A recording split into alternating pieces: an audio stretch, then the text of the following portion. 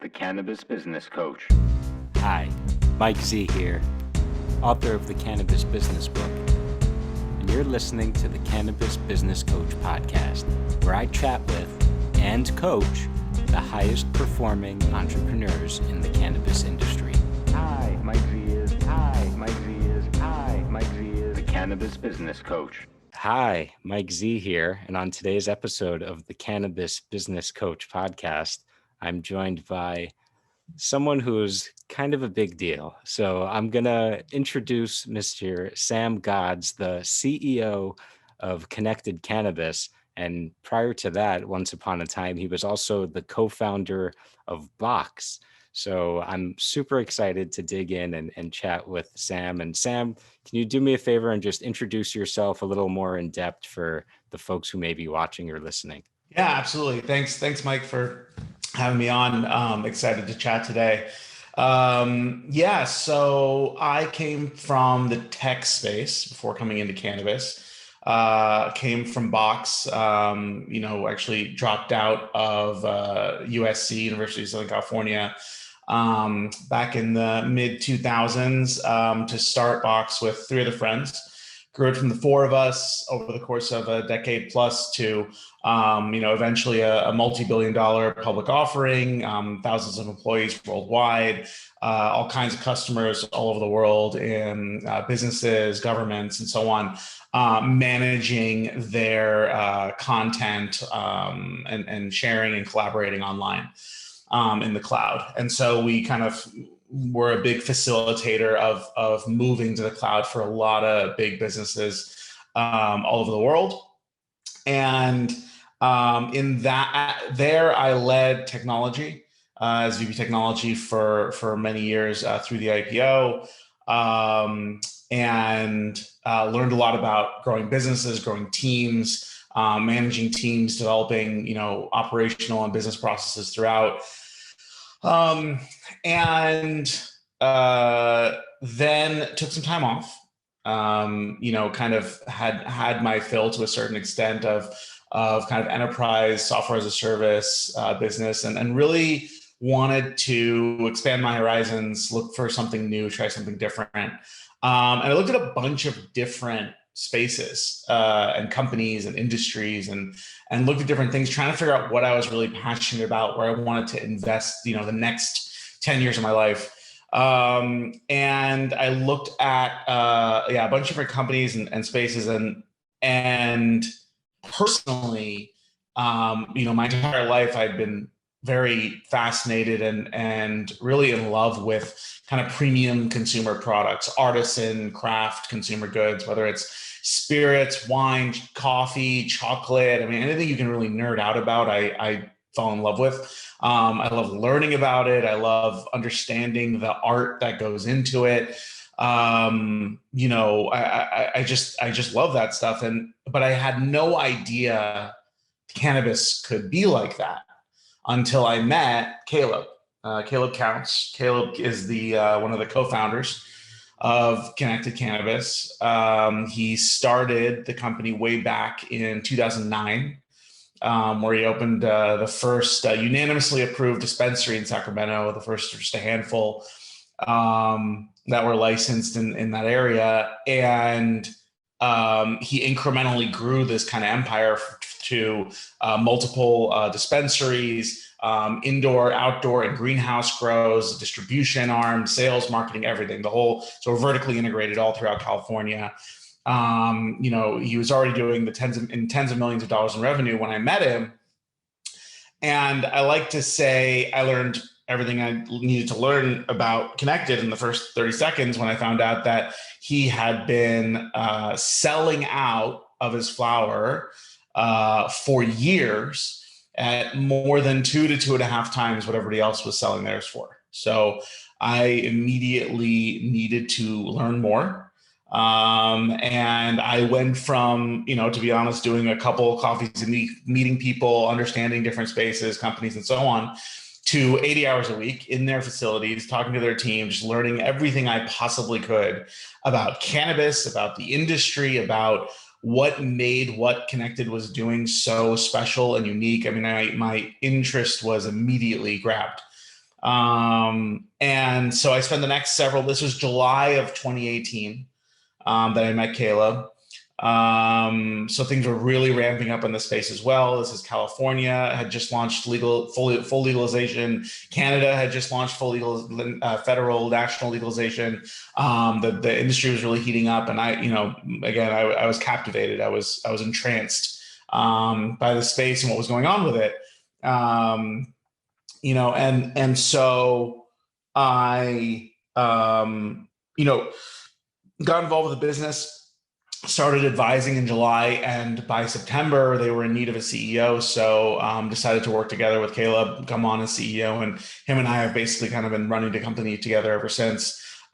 We've added even more tens of millions in revenue. We've been expanding like crazy. We're now the #1 branded flower company in California, according to BDS. And we're also the highest priced premium flower in California. So you put that together, and yeah, we really think we have the foundations for something incredible, and we're working on building the largest premium cannabis company in the world. Wow. I'm just going to take all of that in for a second. Did I mention that he's kind of a big deal, from multi-billion-dollar tech IPO to the best-selling premium flower brand in California, the most important, biggest cannabis market in the world? Amazing. So we're just getting started. We're just getting started. This is the very, very, very, very beginning of this industry, of this company. It's extremely early days. Yeah, it's a very exciting time right now. Awesome. Well, I want to ask you some follow-up questions there about that origin story, because I'm curious, where did you guys meet? How did you guys meet? And then my other question is, you mentioned going from just kind of coffees and questions to 80 hours a week. And I'm curious if you, at that point, when you started doing the 80 hours a week, did you already have some kind of formal association with the company? Did you invest in it? Were you, or were you just like, hey, I gotta be here? And they were like, sure. How did that work? Yeah. Great question. I mean, it was very fortuitous. I met one of Caleb's partners basically at a nightclub, for lack of a better term. We met there, and then I learned about they were already a dominant force in California.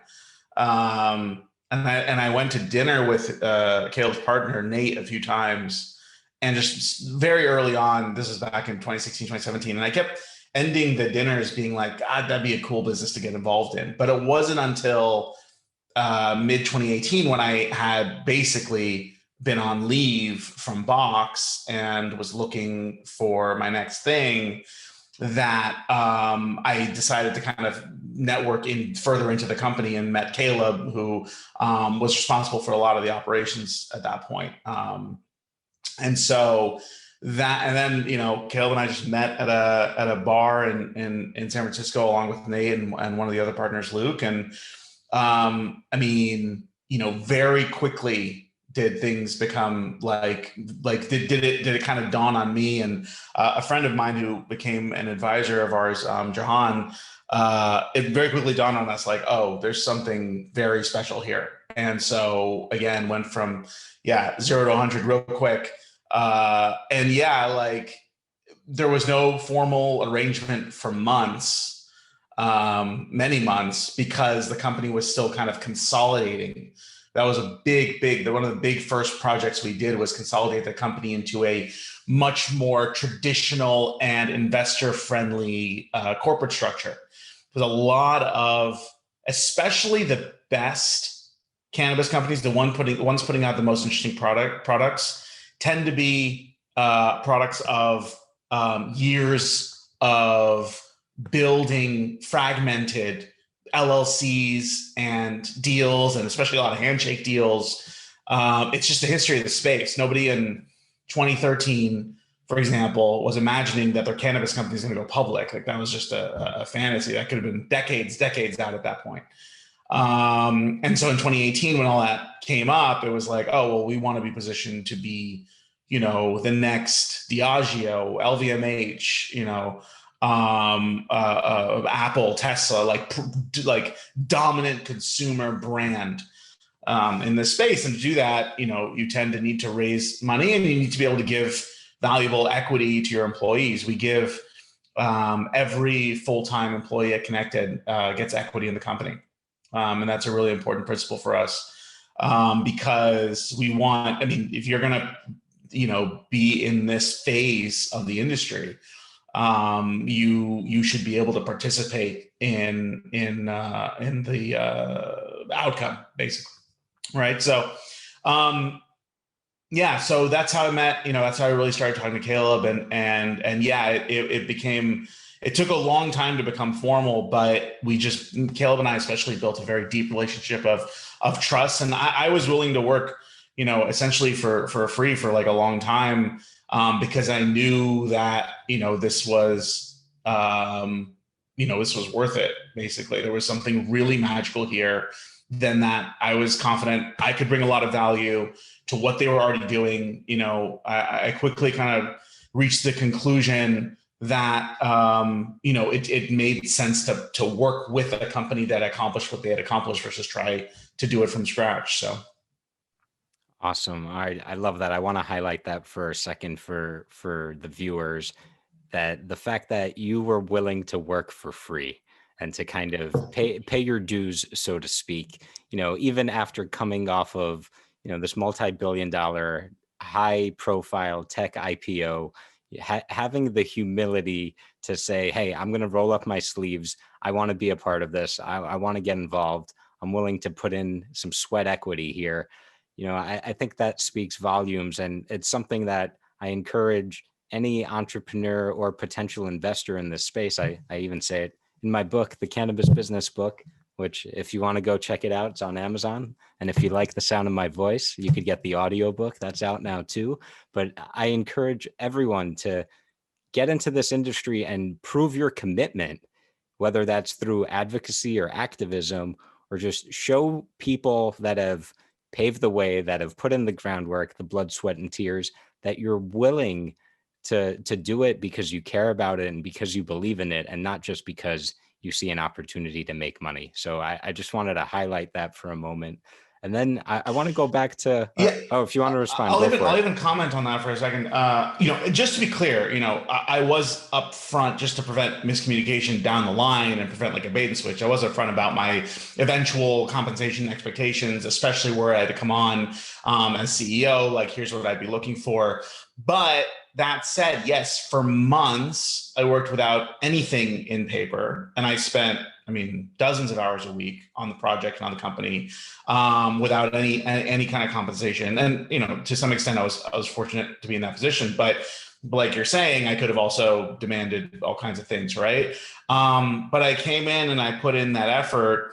And then even when we had, eventually something in writing, it was more for the sake of agreeing on deal terms rather than getting the deal actually done, right? I didn't demand equity before I had put in any sort of, worker value or things like that. So, but yeah, especially for people new to this space and new to this industry, I imagine a lot of people, listening to this podcast or looking to get in the industry, looking to be an entrepreneur in the space or get involved, may wonder sometimes some people may wonder, what do I have to offer, right? How can I get people's time? How can I get the time to, pick their brain or get an opportunity, and, having that humility, the one thing that a lot of people that you have as an asset, or anyone has as an asset, is time more than anything else, right? You may not have work experience, you may not have, ability to invest financially, but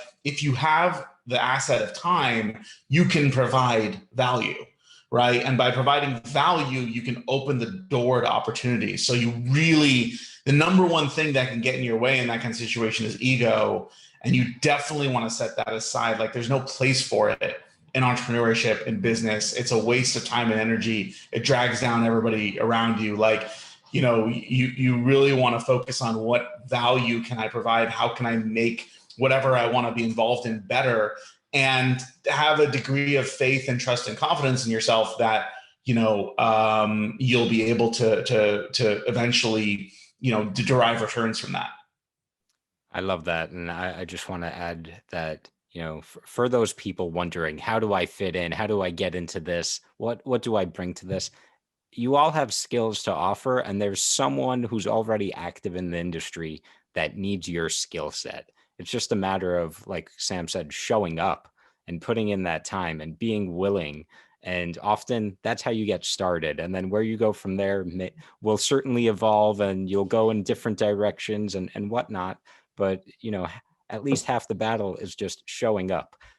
And I want to go back to take the counterpoint for a second, because I don't want to tell anyone, go work for free and don't get anything in writing and don't expose yourself in that way. Obviously, as Sam said, he set the expectation up front of, hey, eventually this is what I'm looking for. So don't just go out there and, put in a bunch of time without, at least setting the expectation with the other side that, hey, eventually I'm going to want something back here, or here's my expectation. So yeah, it's a fine line. It's a fine line, absolutely, between advocating for yourself and, putting yourself out there when it behooves you. The important thing is, don't let kind of the ego be the deciding factor, is the main thing. So if you find a team or a company or a project you really believe in, offer to contribute. Again, yeah, be upfront, be transparent. Don't let yourself get taken advantage of. There are some shady people in this industry, right? If they're like,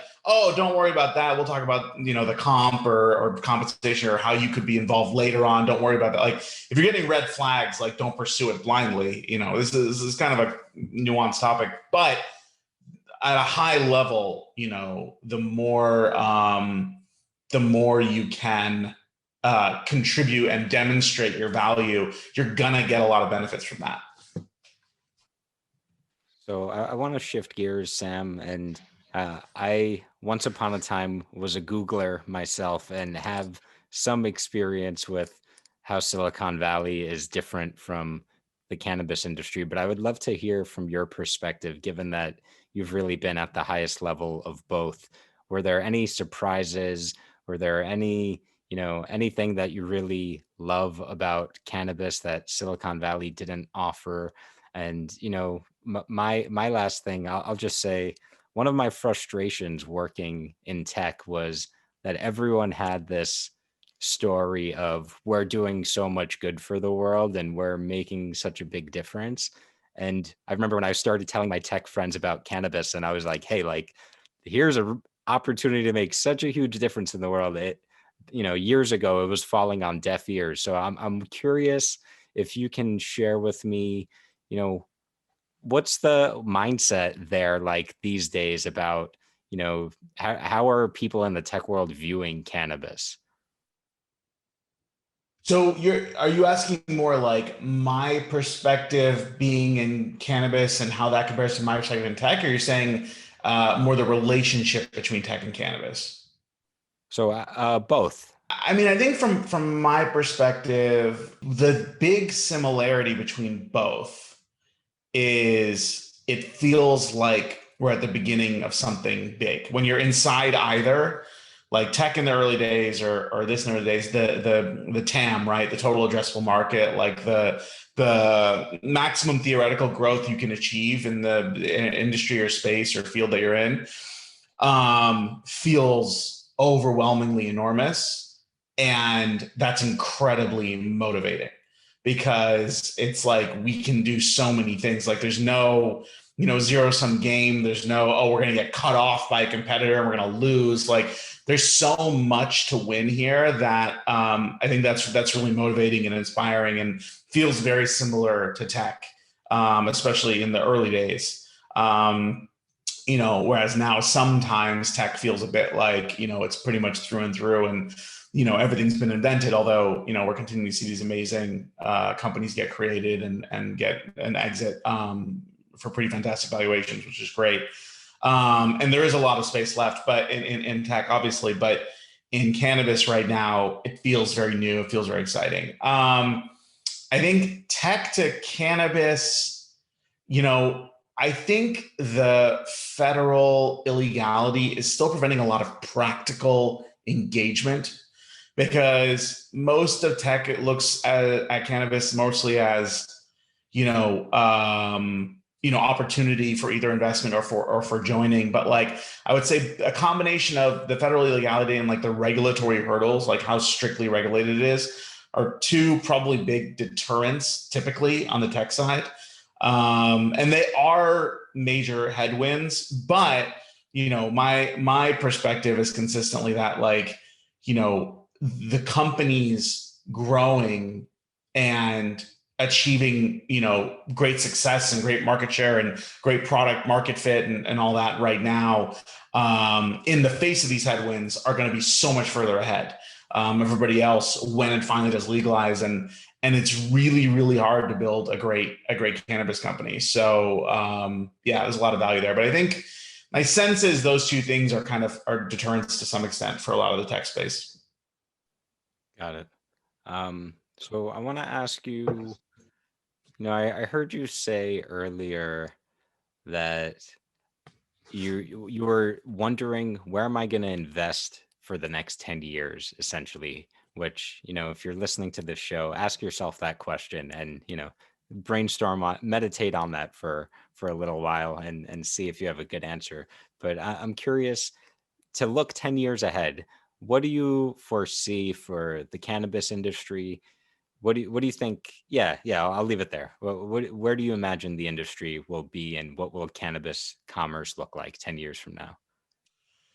Well, I think our fundamental vision is that the product today, I think there's a bit of a disconnect between the culture of the product inside of cannabis culture and the culture of the product from kind of the more Wall Street or the companies that have gone public or the big MSOs perspective, where I think cannabis is heavily taste driven.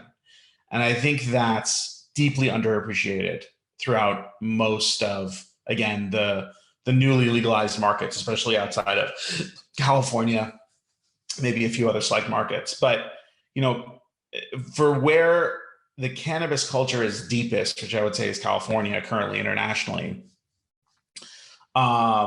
you see so much kind of tiering in terms of quality of product, type of product, the strains, the way it's grown.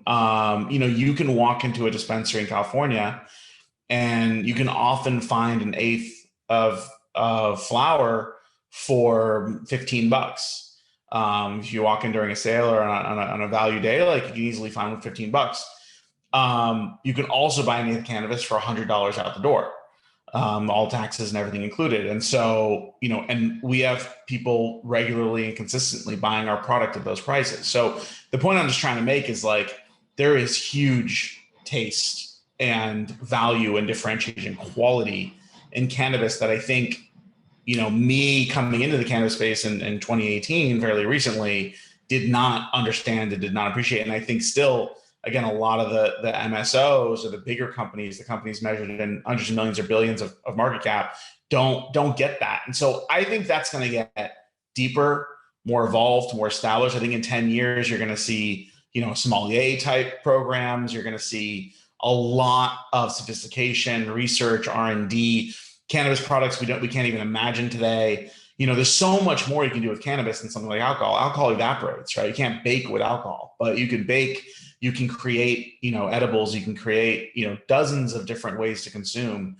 And I think the research is still on the very cutting edge right now. So, and then just, the terpene profiles, the quality, the yield, all these different things, the nug structure, the look, like, I think we're just at the beginning of what cannabis can do, what cannabis can show us. So, you can take a lot of different types of worldviews on where cannabis will be. You can look at it in market cap or, revenue or, number of companies or this, that. My angle on it is very product centric and product focused. And I think that's where we'll end up, similar to, high end whiskeys or, Even like very hyped fashion drops or music drops. I think a lot of those elements will be major pieces of cannabis branding, more so than they are for let's say spirits, CPG. Forgive me if this is an offensive question, but I'm just curious. Before you got into the industry, what was your relationship with cannabis like? Oh yeah, no, not offensive at all. I mean, it was very mild, I suppose. I was probably consuming every couple months. I mean, pretty infrequently. And I was drinking alcohol probably a lot more, like maybe a couple times a week. And since actually that's probably almost directly flipped. I probably consume cannabis a couple times a week and alcohol once every couple months. And my relationship with alcohol has radically changed. I'll drink it now and I'll just be like, why am I doing this? To be totally honest. I mean, still like, wine and stuff, but a couple shots in, you're like, this is just a meaningfully less enjoyable and sustainable experience than enjoying cannabis. So Yeah, certainly. I'm with you on that. So let me ask you, what's the state of California like these days? I think it's definitely by far the most evolved market, and I actually think it'll be most. It's currently like most representative of where most markets will end up, which is that brands matter, genetics matter, quality matters. People can tell what products are good and what products aren't. Again, that kind of taste-driven industry I think really exists in California and will spread, to other markets that aren't already there. Gotcha. And then I'm curious, what motivates you? Like what drives you to work so hard to grow this thing? I mean, I think it was like I was saying earlier, like a lot of it's the size of the opportunity, right? Can you really name another industry that has tens of billions of dollars of growth ahead of it in the immediate term that there is an opportunity to win? I mean, to like own the entire premium category. I think that's insanely motivating. I don't know of another company in the world that's doing our level and quality of cannabis at our scale. I don't think I'm on calls every day learning about new companies, and I haven't seen another one. So to me, that means we're the furthest ahead. And every day we have one of our company values is relentless pursuit, where it's never enough. We can't say for the moment we stop, somebody will overtake us. So we deeply foster a culture of intense paranoia around our product and always pushing to make it better and never allowing to just kind of rest on our laurels and get complacent. But that said, if you objectively assess the market right now, I see us pretty far in the lead in terms of the kind of product we're producing. So, that's insanely motivating. I mean, we have a chance to really win this space altogether. So Awesome. So I'm hearing that the driving force is winning and being able to be number one, essentially. yeah, I mean, look, like that's not really why we're doing it, right? That's like a proxy for what we actually accomplish, which is like defining what premium cannabis is again and again and again, right? Our mission as a company is to continually revolutionize the cannabis space. So, winning is exciting, but it's only because like we're gonna be able to do things for cannabis consumers that they never been able to see or experience or get access to before. So, I mean, fundamentally, it's like making great products. Winning is just again a byproduct of like just making really really great products again and again and again at larger and larger scale with higher and higher quality and more innovation. I mean, it's pretty cool. Awesome. And I would agree with you. I even put it in the book that cannabis is the most exciting opportunity since the birth of the internet as far as entrepreneurship goes. And I stand by Yeah. it. So Oh yeah, that I completely agree with that. nice. I love when successful, more experienced people agree with me and validate my beliefs. Yes. So thank you. Sam, what are you most excited about right now? I mean, I can sense given some of the answers you've given me here, but I'm curious if there's like any product or innovation or something you guys are working on that you're able to share that you're especially excited about. At this point, I would say it's the bootstrapping and launching of our internal R&D programs. We already have a lot of R&D around genetics and some basic R&D around cultivation techniques, which have already produced incredible results. But we, about a year and change ago, hired a gentleman, Ian Justice, who was one of the leading plant scientists at Driscoll's, which is the largest berry producer in the world. And they specialize in genetics development. And just to give you an idea, in cannabis, we're usually doing maybe 6 to 12 month breeding trials. And then you have another 6 to 12 months before production. But at Driscoll's, they're doing 7-year breeding trials.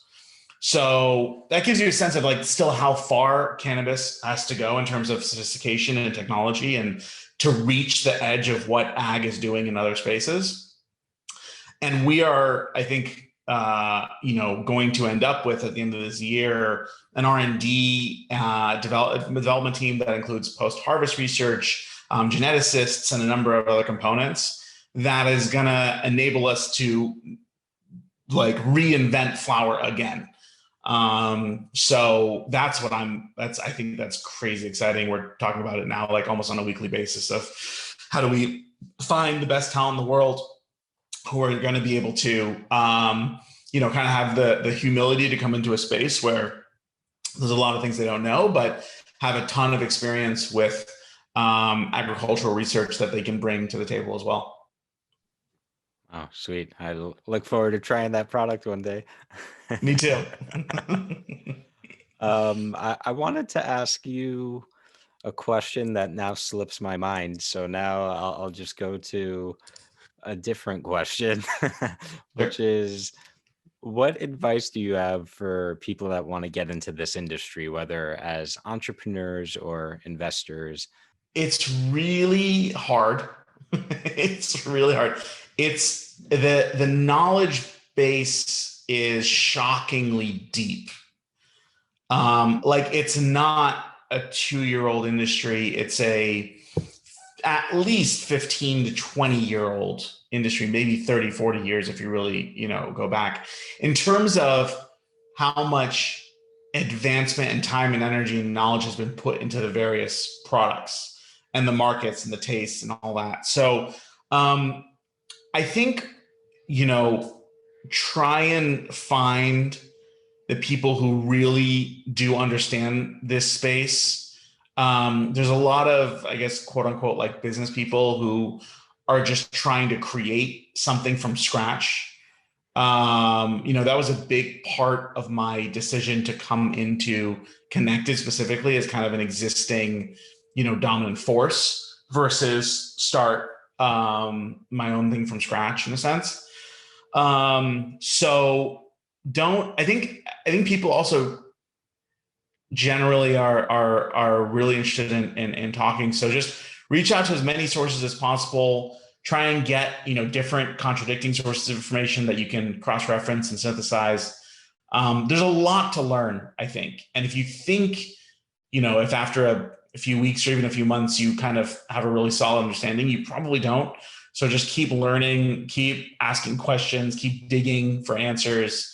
There's a lot of raw material in this space to absorb and understand to start making like good sound business decisions. Yeah, I hear that. I'm about 6 years in and I feel like I don't know anything yet. I remembered my question though for you, Sam, which is, what's something that most people believe is true about building a cannabis brand or even cultivating high-end top shelf flower that is not actually true? From my perspective, growing truly high quality cannabis is super, super, super hard. It's super hard. And the reason is that in every growing cycle, first you have to start with great genetics, which are not necessarily easy to come by, especially genetics that are unique or proprietary to you or your company or your brand. It's very hard to do to consistently. I mean, it takes 2 years to go from conceiving of a strain cross to like consistent commercial, production yields if you're doing it right.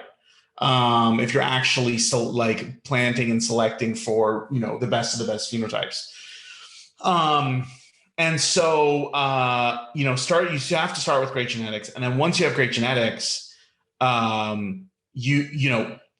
for every harvest, and there's, up to 5, if not 6 harvests a year, you have to nail every variable every time. I mean, a lot for the highest end flower, you're generally doing indoor cultivation, and with indoor cultivation, you are nature. You control every single variable. So there's so much control. I mean, we've had even situations where the temperature of the nutrient like solution, not the temperature of the room, but the temperature of the nutrient solution can affect the quality when you're at the highest levels. Not when you're growing $1,500, $2,000 a pound, just like whatever indoor flower. That's just generic and what everybody else is growing. That's, most people aren't tracking things like that. But for us, there are dozens of variables in every single harvest. And you have to nail every single one every single time. And the minute you don't, boom, you've cut your cost per pound in half that you can sell for. So, or your revenue per pound, I guess. So that I think is hugely underrated. The sheer amount of talent and experience required to grow a great quality product. Okay, cool. Is there a piece of either cultivation tech or, maybe even just software that you wish existed in the cannabis world that doesn't yet? Yes, it's a short answer. The state of the world is definitely improving aggressively, but generally the suite of software available to run and optimize a cannabis company doesn't compare to solutions for manufacturing or more traditional consumer goods. There's 2 big reasons for that. One is a lot of companies are still hesitant to get even involved in cannabis, again, because of the federal prohibition, which creates liability for a lot of really big existing companies to tap into the space. And then the second is there's a lot of integration that needs to happen with, especially in California, with the state mandated track and trace, system, which is a challenge to integrate with technologically. So there's not a lot of software that plays really well as you'd want it to. So the ability to automate and make things more efficient and quickly deploy things is definitely hampered because of that. Gotcha. All right. And then I'll ask you maybe my last question, but maybe not. We'll call this the coaching portion today. And I'm not going to coach you. I'm going to ask you for something that I'm just trying to get a better handle of, which is when you're experiencing rapid growth or even approaching that point where it's coming, how do you prioritize when there's so many things to choose from? How do you prioritize and focus in? I'm asking for a friend. How would you go about that? Yeah, no, it's actually really hard in a space like cannabis when there are so many opportunities to be successful. There's a lot of ground to cover, a lot of open space, greenfield like ability to establish business. So it is a real challenge. The litmus test I usually apply is like what makes sense 5 or 10 years from now. Like what kind of company makes sense? Does it make sense to have a company that's in like 6 different disjointed fields? Like, is that common? Is that likely? And the answer is usually no. So, I believe companies that are really successful in hypergrowth have a core competency that they are the best in the world at, right? That nobody can beat them at. And you have to decide what that competency is and then pursue it relentlessly and kind of potentially put on blinders to other opportunities that are good ROI positive opportunities, but it just doesn't make sense, right? Like, we had the opportunity to enter the distillate cart market and leverage our brands to sell a lot of distillate carts, but it kind of went against our core ethos of product and brand first, because distillate carts, in our opinion, are kind of the lower end of the types of cannabis products you can consume. They can provide a good value, but they're not providing, a holistic, true cannabis experience, especially one influenced by the flower itself. So, we struggled with that for a bit. Should we get into that space or not? There's a lot of opportunity in that space, a lot of potential revenue. But, again, you fast forward that out. Do we want our company to be just a kind of almost hodgepodge of different cannabis brands in different spaces with different purposes and visions and ideals? Or do we decide what we're going to be best in the world at, which is the best cannabis product in the world? So we're going to pursue that with relentless focus. Doesn't make it easier. In fact, it makes it harder because you have fewer different ways of making money, but the rewards for that are much greater. Maybe you end up doing the inverse, right? Which is you decide you're going to be a great value brand, right? You're going to just be a great bang for your buck. You're going to invest tremendously in increasing gross margin and driving efficiencies and driving, a great value, experience per dollar for your consumers. And that's what your company's oriented around and focused on. That's what it stands for, right? That's the purpose, the mission, the vision. And so if that's that, then that can drive a lot of clarity. So, if you're worrying too much, how much money can I make in the next 1 month, 3 months, 6 months, 12 months, you're probably going to end up all over the place, out of focus, and you're going to hamper your growth tremendously. But if you decide, okay, what can I bring to the table? What do I care about? What, do the assets I have in front of me, whether it's my own skills, the real estate, this, that, what can I do? And what am I pumped and excited and motivated to do, right? Like we were talking earlier about like winning, like being motivating, but really it comes down to like, again, if our company wasn't in a position to do the most interesting things in the world with cannabis, my motivation level would go down quite significantly. It's not just about being number one, it's about like, how do you get there and why are you there and what makes you the most, valuable asset in that position. Oh, awesome. That was so helpful for me. And I love the question of what do you want to be the best in the world at, and letting that be kind of the focusing or guiding question. That's fantastic. It's a good question for your company and for yourself, right? It's like, what's your world, what skill set are you world class at? And if you can answer that, you'll be a puzzle piece that will fit into a puzzle somewhere, and same with the company. Like if you can say, this is what we win at, we don't do a bunch of things medium well. Nobody wants to invest in that company. Nobody wants to join that company, right? You're just doing a bunch of things like at an okay level because everyone else who specializes in that thing will beat you. One of the other things you can bring over from the tech space in terms of lessons is like, there was this whole period of time in the mid 2000s where every single company would go into a VC pitch. I mean, a little hyperbolic, but most companies would go into their VC pitches and the VCs would be like, well, Google's just going to do that and crush you. Right. And like, well, Google Google is really the dominant, like more than Amazon, more than anybody else. Right.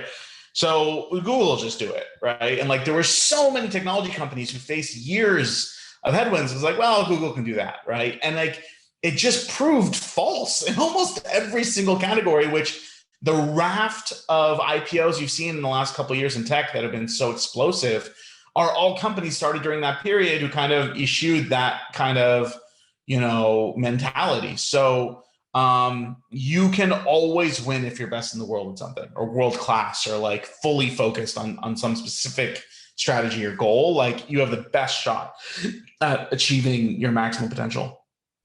Yeah, certainly. And if you are the best in the world at something, whatever it is, there's going to be a demand for your service because everyone wants the best, or not everyone, but oftentimes, people do want the best. Sam, Yeah. let me ask you, do you have any favorite books or books that have really influenced your approach to life or business that you would recommend? Yeah. I think probably my number one book I've always recommended and will continue to consistently recommend is around, probably one of the areas I've personally had the most development in, or kind of, I guess, struggled the most or worked on the most on myself, which is kind of interpersonal communication and relationship building and interaction. And that's a book called Crucial Conversations, which I head over heels love, will recommend every day of the week. It walks through example after example of situations you'll just instantly be familiar with, where things get tense or difficult, or, it kind of walks you through what they call, I think, the fool's choice, which is, if you have an issue with somebody, your choices are either, make a fuss and potentially damage the relationship, or be seen as a squeaky wheel, or someone who's, not a team player or something like that, or stay silent and not be able to give that opportunity to the person to either improve, or the strategy to improve, or to make a better decision, or whatever it is. And most people get stuck between those two. And there's this like third middle path of like constructively and, with a positive orientation, like bring the issue up without, again, like ego involved or things like that, and like make progress. And it's actually a very hard skill, maybe one of the hardest I've worked on for myself, and, like, again, a big development area for me, but the dividends are enormous. So anyone who may be struggling with that kind of thing, personal relationships, professional relationships, across the board, Crucial Conversations was really impactful for me. Awesome. I love that. I'll check that out. I don't know that one. All right, I have maybe two more questions now. I'm sorry, I'm fascinated, so I keep thinking of more.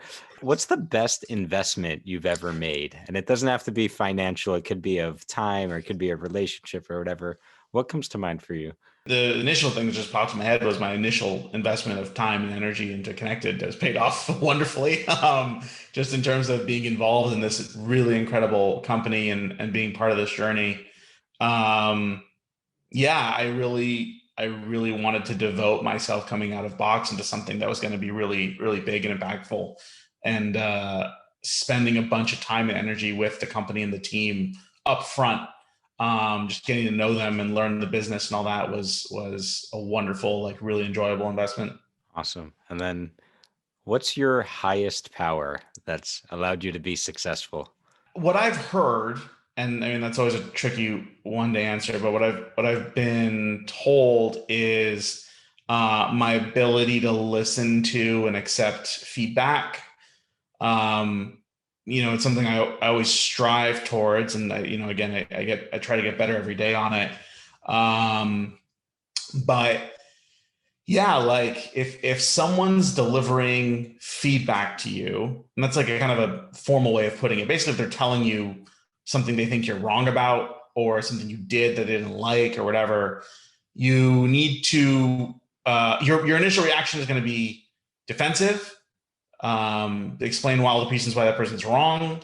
You probably get a little emotional, huffy and puffy, and you'll probably discourage that person from ever giving you that gift of feedback, of illuminating for you what you don't know ever again, which is a huge disadvantage to put yourself at. So something I've tried to work a lot on is creating an environment. I wasn't always good at it, but creating an environment where someone's giving you feedback immediately, you have to kind of snap yourself into a kind of welcoming and comfortable environment for the person giving you the feedback, and be like, okay, like, you have to really listen, be open-minded, be inquisitive, ask questions, learn more about it. If you can master that, you're going to dramatically change your ceiling in terms of potential.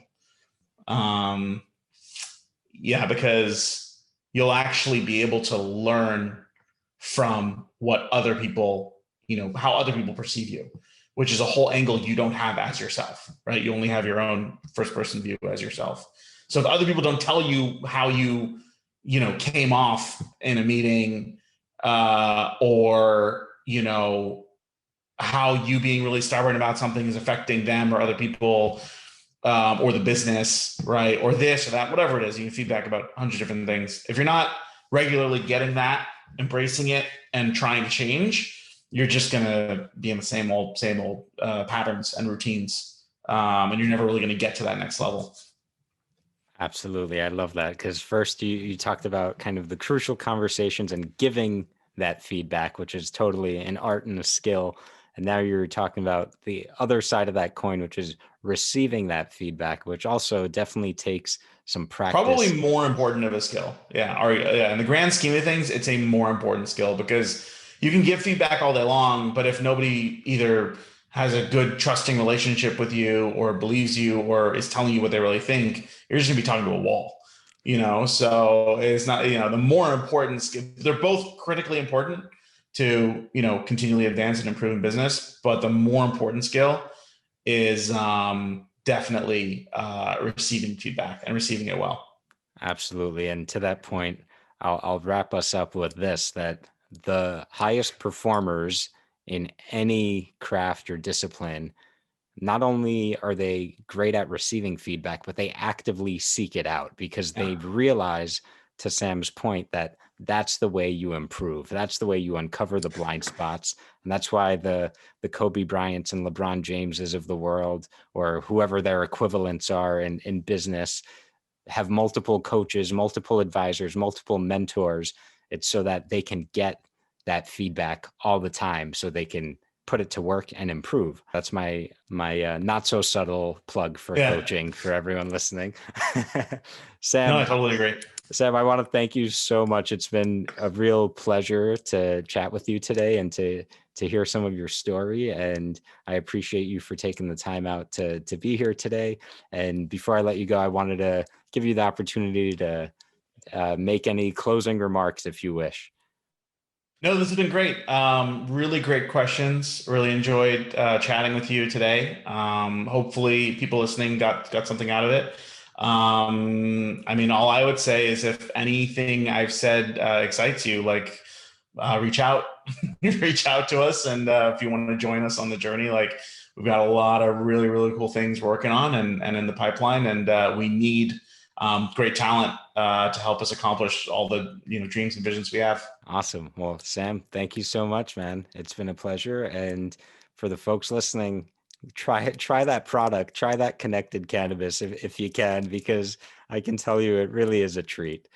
Hi, Mike Z is. Hi, Mike Z is. Hi, Mike Z is the Cannabis Business Coach. Hi, Mike Z is. Hi, Mike Z is. Hi, Mike Z is the Cannabis Business Coach.